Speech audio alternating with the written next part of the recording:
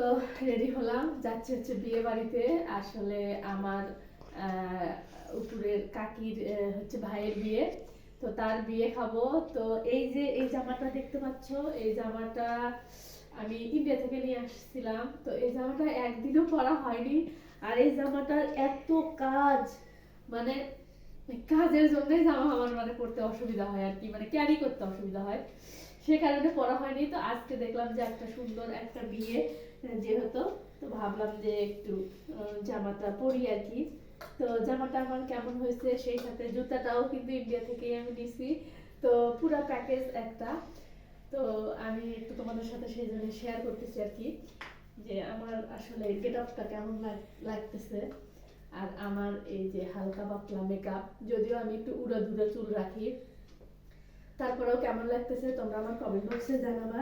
আর এই যে দেখো পিছন সাইড, এটা ওড়নাটা, ওড়নাটা আমি কিভাবে নিব বুঝতে পারতেছি না, তোমরা একটু বললে ভালো হয়।